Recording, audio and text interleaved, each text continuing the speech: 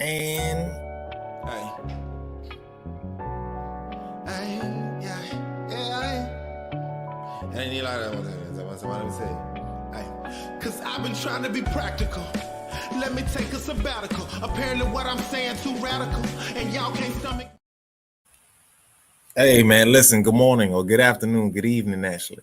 It is 6 something on a Wednesday evening, and I'm going live again. I kind of feel like I guess I owe y'all something because I hadn't gone live in a little bit, but we needed to address, I needed to address, oh, come on, what's up? This conversation. Somebody actually posed some good questions in my inbox. He hadn't told me if I could share the conversation yet, so I won't mention who it is, but I thought it was I wanted to address his points, but it was a lot I had to say. So I said, you know what, might as well just go live and talk about this because it's good stuff. First off, let's do the due diligence. Good morning, good afternoon. Let me see. Of course, y'all are shopping online. Of course, y'all are going to easycopy.io and letting everybody know that you can shop and get all your custom marketing materials, of course, right there. And shout out to the Shiraz who got their program booklets done with me at Easy Copy for the event tomorrow. When y'all get those in your hands, those are done right here at Easy Copy. I appreciate y'all. So we're gonna jump right into it. We need to talk about challenging the systems, and we need to talk about the obstacles that are preventing us from moving forward. We need to talk about what's really going on. And I get to take my time and be a little philosophical, be a lot more philosophical and engage delicately with each of these issues. So a wonderful person jumped in my inbox after I went live this morning, and they say, I also agree with you what you said in your latest live stream where you mentioned that our lack of financial independence or stability is one of the obstacles getting in the way of working class people organizing.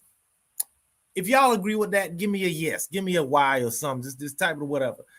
That one of the obstacles that's getting in the way of us working class people organizing and actually taking ownership of our community, making some change, is financial stability, financial independence. He says that he's written about this time and time again. And another obstacle that we have is our time. Working class people basically only have 6 to 8 hours a day at best to deal with our community. But many don't even have any time between the at-home job of caring for a family or having more than one paying job. That's everybody's reality. That's sadly everybody's reality. And so this person asked, do I have any suggestions to address either of these obstacles? And so I wanted we're going to talk about that. We're going to talk about addressing these particular obstacles, the money and the time that get in the way of actually getting involved. Because I'd be like, go to the city council meeting, go to the city commission meetings. And I know folks can't go to the city commission meeting. It'd be early in the morning.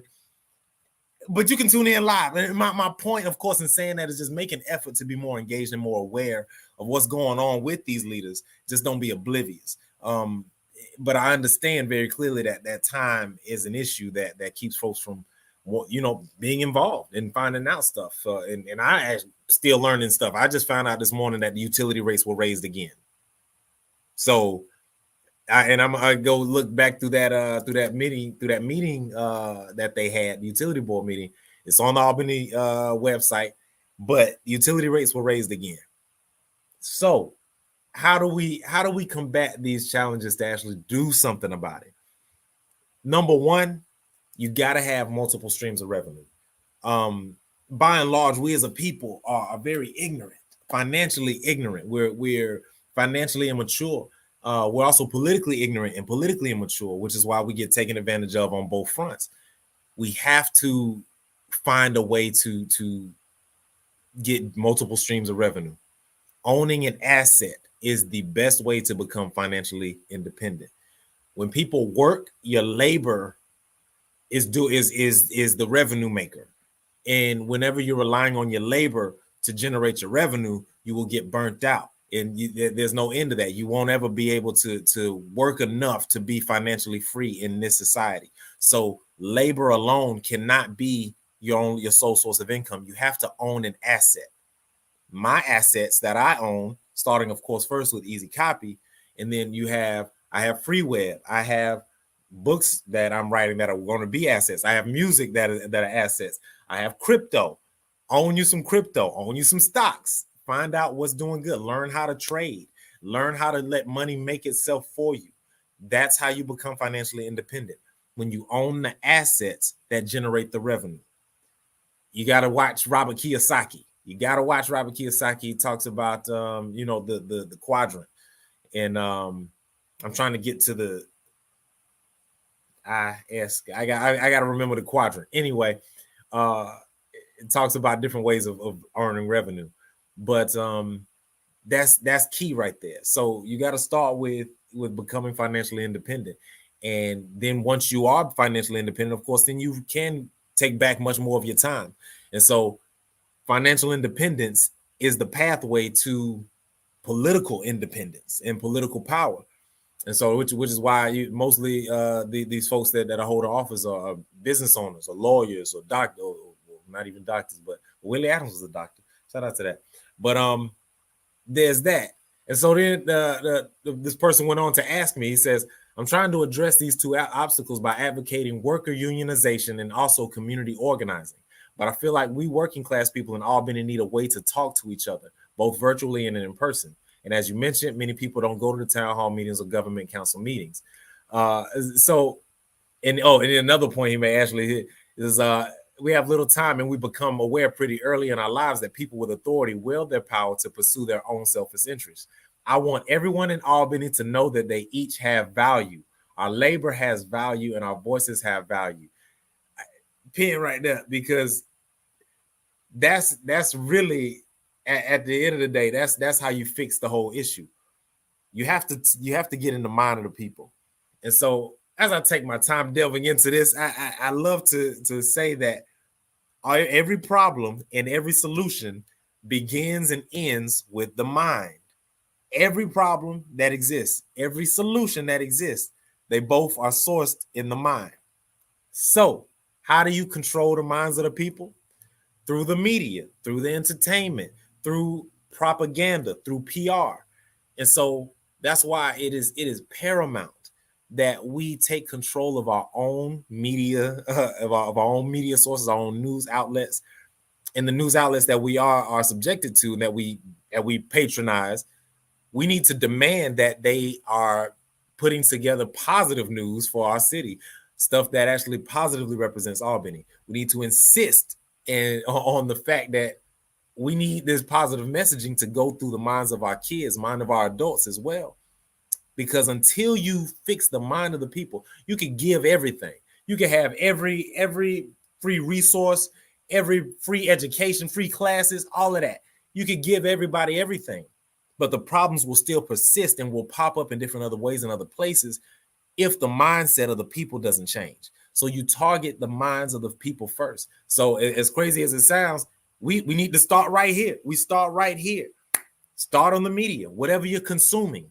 What if what you're consuming in these Facebook groups, the ones that have all the vitriol and the mug shots and the shot beaten, stabbed and thrown off a bridge and all this other mess, all been in Daughter County, you're gonna of course be reinforcing those ideas. You're reinforcing these ideas that Albany is less than. And so we have this whole idea of mediocrity that we're competing and fighting against.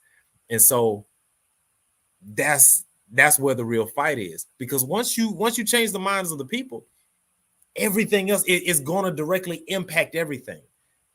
People won't put trash on the streets anymore. People won't do anything. They'll now have connection to their community, connection to their community members, because right now we're not connected. This person problem is not my problem, and that's a problem. And so it used to be, I am my brother's keeper, I am my neighbor's keeper, but we don't have that anymore. And so this person talking about advocating worker unionization is key.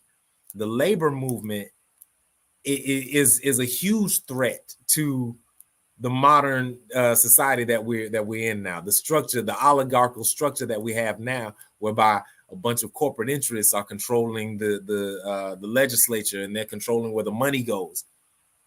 The labor movement, when you own your own labor, it takes power away from the corporations. It takes power away from centralized organizations and back into the people's hands and back into the people's power. And so the labor unions are powerful and they're key. And I encourage everybody to please research unions, research the history of unions, and research how people have used unions to change communities and to redistribute wealth in different ways. And so, what you say, Gio? Exactly. Let me see what exactly. That seems to be the hardest part is the Albany attitude. Exactly. This mind state that we have that says that we can't come together for all the reasons that they have, which ain't real, no real reasons at all. But that right there, if we don't fix that mind state, it's gonna surface everywhere else. No matter where you try to stamp it out here. Okay, we came together over in education and we fixed the education system as a huge a feat as that could be. It's not gonna translate over to healthcare or these different other areas until we get the mind state right. So I encourage y'all, please find you some positive media.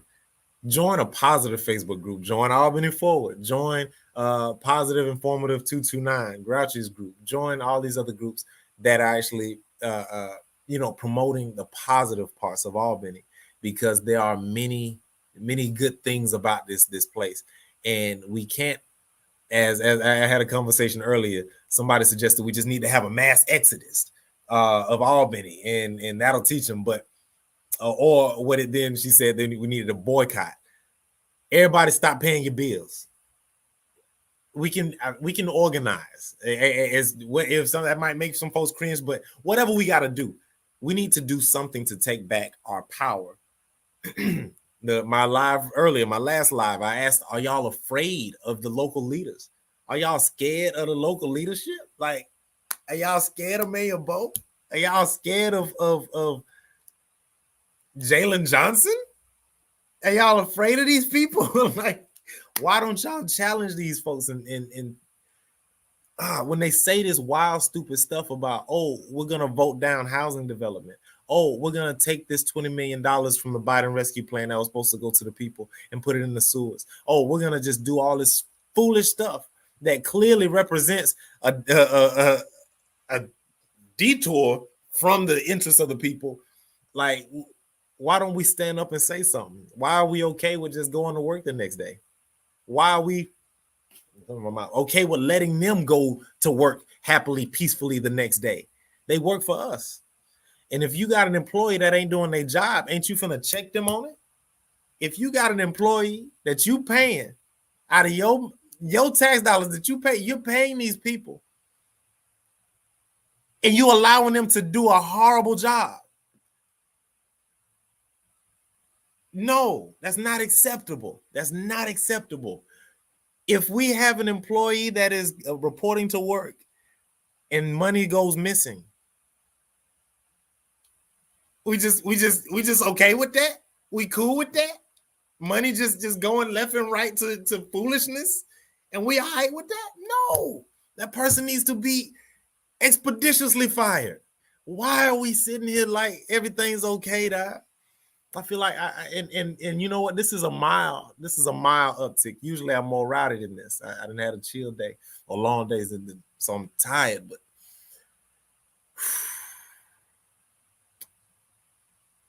this is the point. This is my address. So, how do we overcome these obstacles? Become financially independent by owning assets first and foremost. Become financially independent by learning a new something. Learn something new. That is how you upgrade your life. You have to learn something new. And so once you become financially independent, then you can challenge the systems that are not serving you. Until you become financially independent, you're going to be reliant on the system that's feeding you. And then that system can make the rules. But once you get your money outside of the system, once you learn how to trade stocks, invest in crypto, once you learn how to own something, own an asset.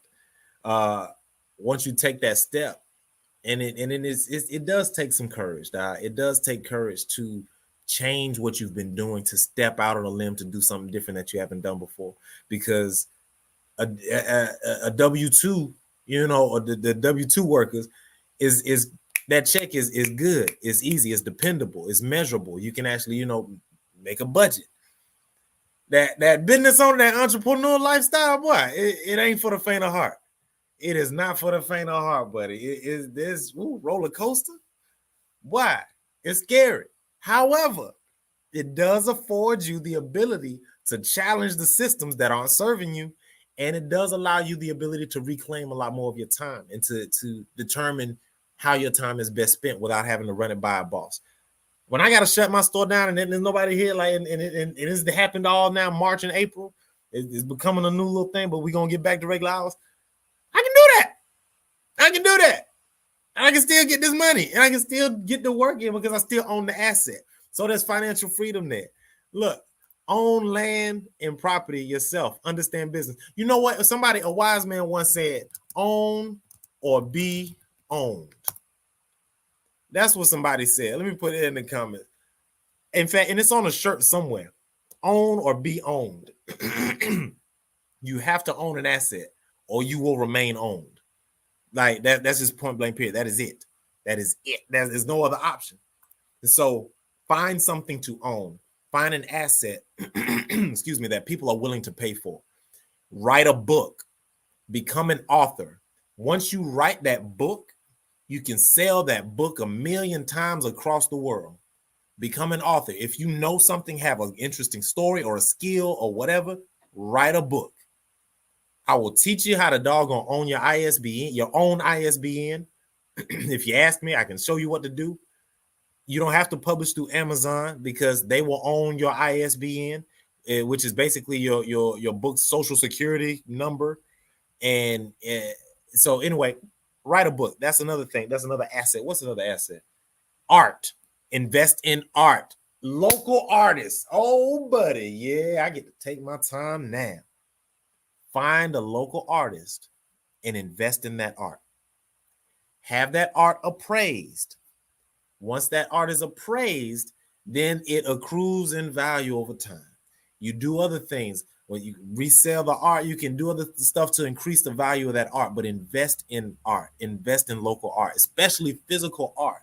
Now that AI is out here generating all this different art, physical art will now accrue in value even more exponentially than it has in the past because now things are so all digitized. But then that's another front. Own digital assets as well. Learn about NFTs, learn about crypto, learn about these things. Own an asset. That is the way you challenge the system. You have to challenge the system through financial independence. The only way to hold these leaders accountable is to be able to feel like you actually that they are accountable to you. And it's hard to feel that way when you feel like you're accountable to the system. And I get it. So there's psychology that's going on. When in fact, when you are a taxpayer, whether that's income tax or business tax, sales tax, whatever the heck, you're a taxpayer in this community, these local leaders are susceptible, are accountable to you, and they know it. But they also know that you don't know it. And so they act like they're not. We need y'all to change your mindset. We need this. Like, that's the responsibility of us as the people. We have to change the mindset, and we have to engage these leaders with less fear, fearlessly. And we have to tell them what the heck we want. I laid it out. We up at the 20-minute mark, but that was my address. That was basically how I wanted to address this individual. But and also too, you know what, he made a last point that I feel we should go into. Historically, Black Americans used churches as community centers to organize for social change, and Martin Luther King being one example. But today I feel like religious people are the most resistant to actual social change. Not really sure how to talk to religious people in a way that they would listen to. I've actually had different experiences than that as far as with different religious folks. I know a lot of religious leaders that are socially active that do a lot of social stuff. And Hurd and Simmons are two examples. No matter what you think about Hurd and Simmons or whatever, they both active. They both do a lot for a lot of people in a lot of low income communities and in high income community. They do a lot for a lot of people. So But I think the point that you may be making, this individual, is that by and large that the church as an institution doesn't do enough to inspire or make an impact socially in these communities. And I would agree with that point. In Simmons specifically, and I can say this because I've actually talked with Simmons. We've sat down and talked about a lot of stuff. Simmons owns a lot of land on the south side, a lot of empty lots. And I said, why are we not developing this land and putting community gardens here, feeding the local community? And we embarked really quickly, briefly on an idea to make that a reality, and we should revisit that. There was a lot of stuff that just came up, but now, of course, he's doing Harlem Renaissance and all that, but which will have its own other social impact economically for Black businesses downtown and throughout the city. So there's that, and we're gonna have to explore that too. But Black churches should and could function as banks for the Black community. That conversation right there, just forget all the stuff because that conversation gets drug away everywhere else. But churches should be able to function as banks for our local community. Point blank, period. If you have a congregation that's pouring into this pot, pouring into this pot, take that pot and be better stewards with it, local church leaders. Be better stewards with this pot, where now you take this, you reinvest it to where it can grow something, not just for the church and not just for the parishioners, but for the entire community. It is not rocket science, and we don't have to go through all the many examples, of course, what you could do with this money as a church entity.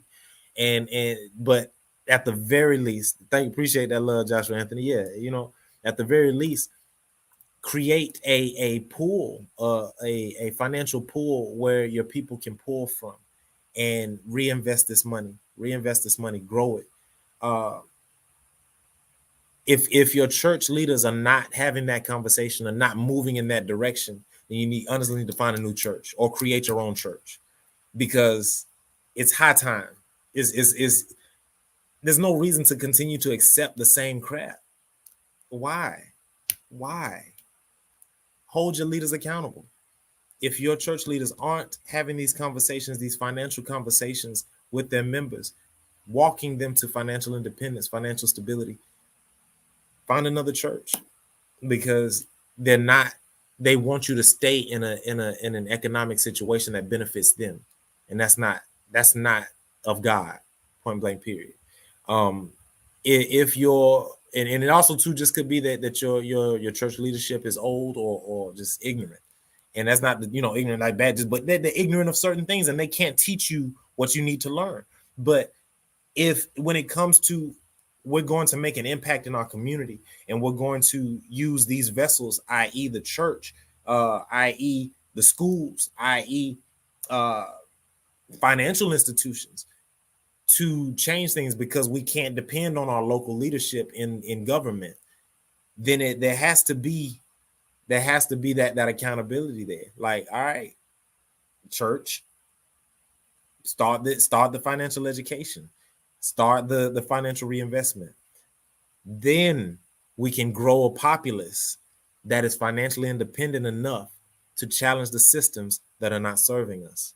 Because until then, we're going to continue to be subjects, and as opposed to the rulers ourselves.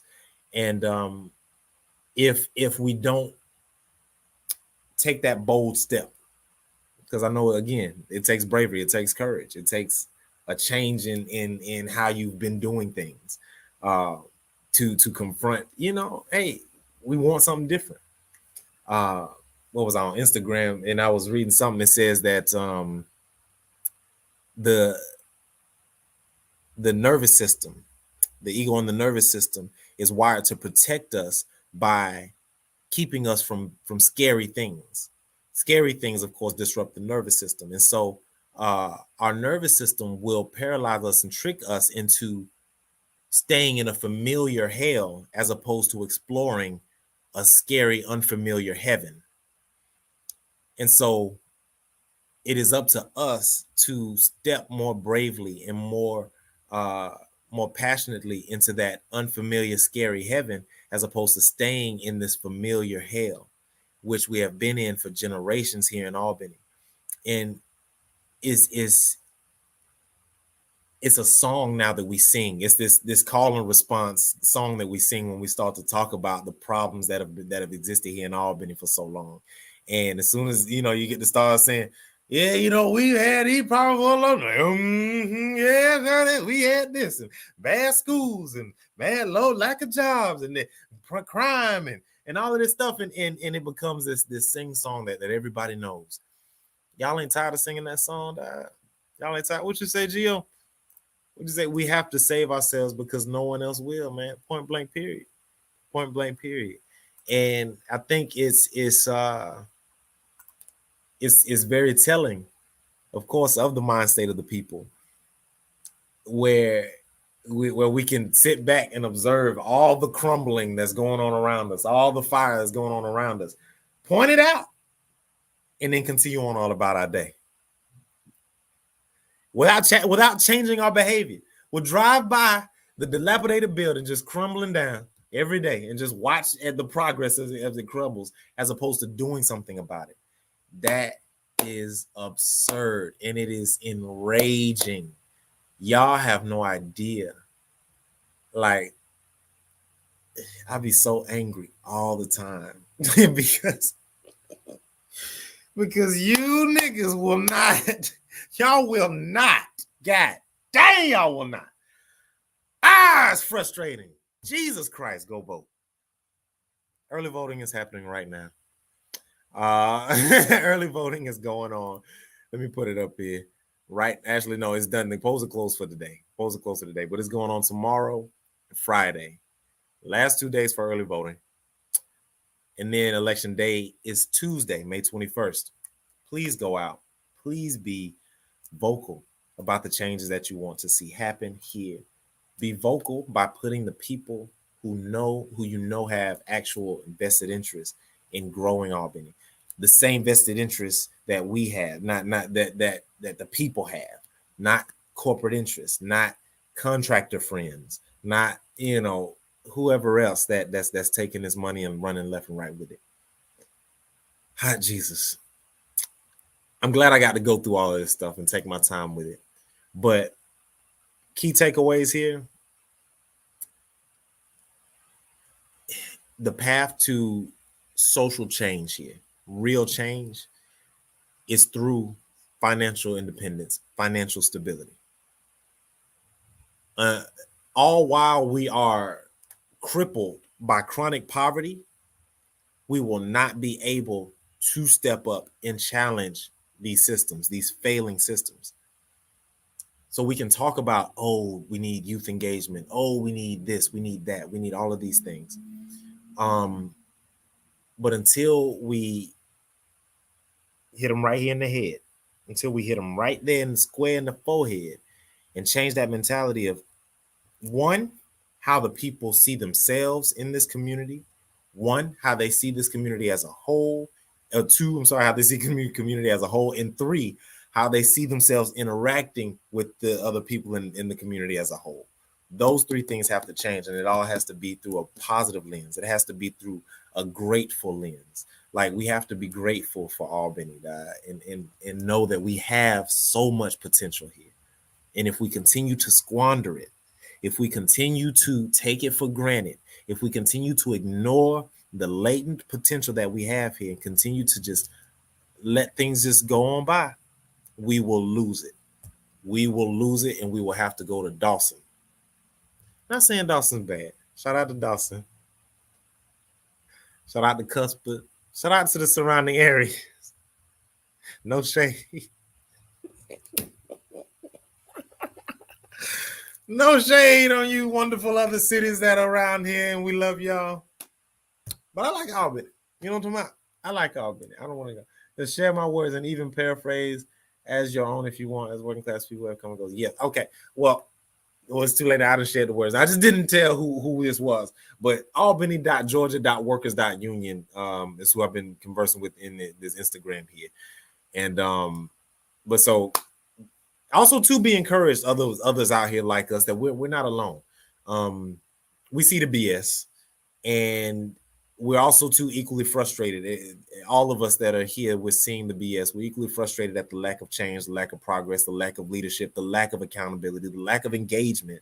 We're sick and tired of it all, and we are not alone. We are here, but we're joining. I'm going to make sure we have a platform and a space to continue to share these ideas, reinforce better ideas about this community, because doggone it, yeah, I'm not gonna just sit back and allow the foolishness. So I appreciate y'all, man. As always, if you found anything in this live exciting, life-changing, helpful in any way, please share with your friends and family. Tag somebody, let them join the conversation. And I would love to know what the heck y'all think are the obstacles for us getting some social change. Is it just our leaders' fault? Shoot, is it I don't even know. Just our education system. I don't know.